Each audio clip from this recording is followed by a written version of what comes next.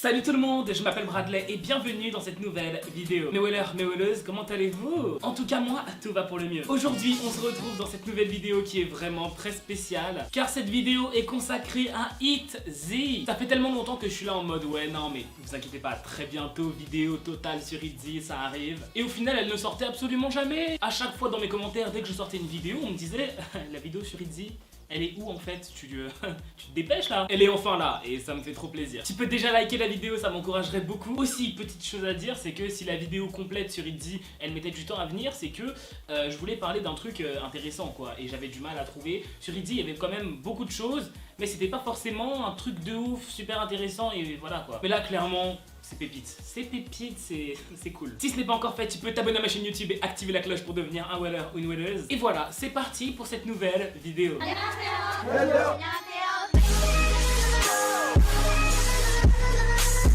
Donc, je vais vous raconter 6 secrets sur le girls band ITZY. Avant ça, petite présentation, peut-être que tout le monde ne connaît pas. ITZY est un girls band sud-coréen composé de 5 membres qui ont toutes entre 16 et 20 ans. Et l'une des membres s'appelle Ryujin et elle est née le 17 avril 2001.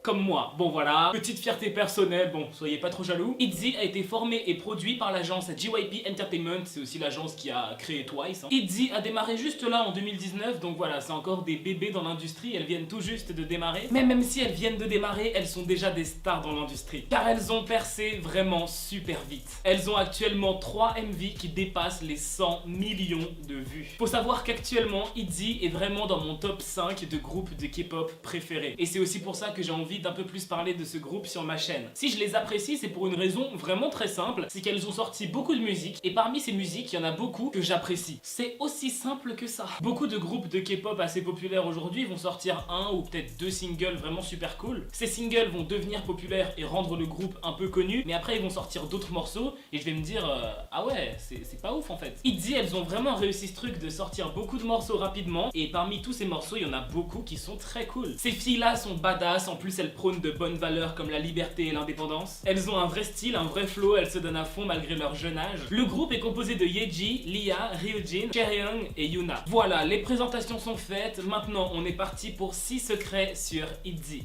ITZY a donné une interview pour le média MTV News et elles ont révélé plusieurs secrets sur elle. Durant cette interview, le challenge était de révéler des choses sur elle que les fans ne savent pas. Par exemple, pour commencer, Lia a révélé que les fans ne savent pas qu'elle déteste les légumes. Et surtout, les légumes verts. C'était encore pire quand elle était petite, aujourd'hui ça va un peu mieux, et encore pas vraiment. Elle raconte que pour elle, le pire légume qui existe, c'est le concombre. Alors déjà, je n'ai jamais entendu qui que ce soit dire que le concombre c'est pas ouf, genre c'est trop bon le concombre. Ensuite, ce qui est plutôt fun ou super bizarre, c'est à vous de choisir, elle dit que le concombre a un goût d'électricité. Non mais attendez, pour moi, cette phrase est un mystère. Qu'est-ce que ça veut dire un goût d'électricité? C'est quoi ça? Quel goût a l'électricité? Et si l'électricité a réellement un goût, est-ce que le concombre a un goût d'électricité? Ah oui non mais moi je me pose des questions existentielles dans ma vie hein. Léa, j'ai cuisiné un peu de concombre, t'en veux? Ah non, non désolé je peux pas, c'est impossible. Pourquoi? Non mais parce que tu vois ça a le goût de l'électricité un peu genre j'aime pas trop et tout. Léa, tu te fous de ma gueule? Est-ce que t'es en train de me juger là? Ensuite est venu le tour de Yeji de parler et elle a dit qu'elle adore les bonbons et surtout les bonbons en gelée. Genre vous voyez un peu les bonbons nounours en gelée là ouais. Et bah offrez ça à Yeji, elle va kiffer. Ryujin a même dit que Yeji aime tellement ses bonbons qu'elle peut en manger pour le repas. Mais c'est pas un repas des bonbons, on peut pas manger des bonbons à la gelée comme dîner quoi. Faut l'aider je pense. Non mais... Et que du coup, puisque tout le groupe sait qu'elle adore ses bonbons, et bah quand elle est en train d'en manger, il y a absolument personne qui va aller la voir en mode ouais, je peux en avoir un ou deux s'il te plaît. Ils veulent la laisser kiffer en paix sans la gratter. Ça c'est des potes. Non parce qu'on connaît tous ces potes quand t'achètes un paquet de bonbons ou de chips, ça marche avec tout, et bah ils viennent en mode je peux en avoir un s'il te plaît. Les mecs ils plongent leurs mains dans le paquet, ils prennent une méga poignée et ils se cassent. Et la prochaine fois qu'ils viendront pour vous parler, ce sera pour vous gratter un truc. Ensuite est venu le tour de Chaeryeong d'avouer quelque chose que les fans ne savent pas. Et elle a avoué qu'elle adore les frites. Et là je suis en train de me dire, attends, on parle que de nourriture en fait. Genre, c'était pas précisé que c'était une interview. En fait, sa passion, sa grande passion pour les frites, lui est venue quand elle est partie aux États-Unis. Depuis, à chaque fois qu'elle sort avec ITZY pour manger, elle achète des frites. Et même parfois, si elle est dans un hôtel pour une tournée, une promotion ou quoi, elle peut appeler pour qu'on lui ramène des frites dans sa chambre. Ah attendez, on me dit dans l'oreillette, enfin plutôt c'est le texte que j'ai écrit qui est... qui me donne une information, le prochain ne parle pas de nourriture. Quand même exceptionnel.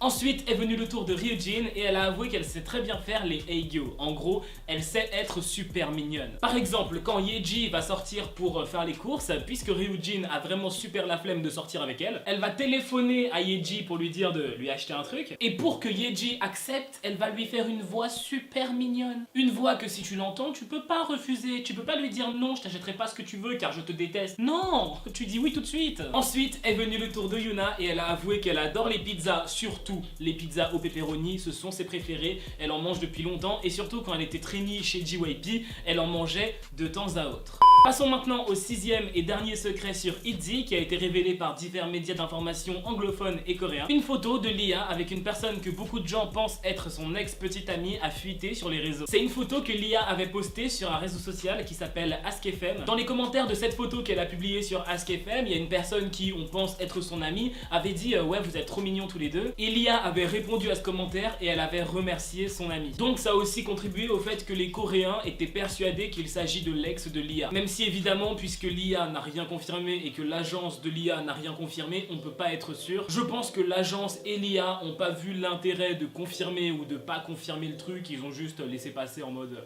bah vous pouvez parler, ça changera rien quoi. Cette histoire est devenue très populaire en Corée, c'est devenu un réel sujet de discussion parmi les fans. Beaucoup de Coréens affirment que leur histoire d'amour a eu lieu avant que Lia débute dans la K-pop, et ça c'est sûr. Genre sur la photo ça se voit que Lia elle est beaucoup plus jeune que maintenant. Donc non seulement Lia n'est pas en couple, hein, si vous vous posiez la question, mais aussi les fans coréens affirment que la photo aurait été prise quand elle avait 13 ou 14 ans. Actuellement elle a 20 ans, donc la photo a été prise il y a 5 ou 6 ans. Peut-être que Lia a dû mettre fin à son histoire pour devenir une histoire de K-pop, peut-être qu'ils se sont séparés tout naturellement.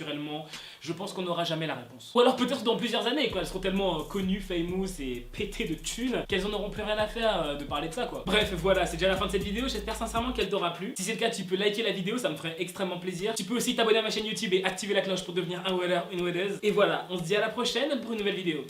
Bye, trop de love entre nous.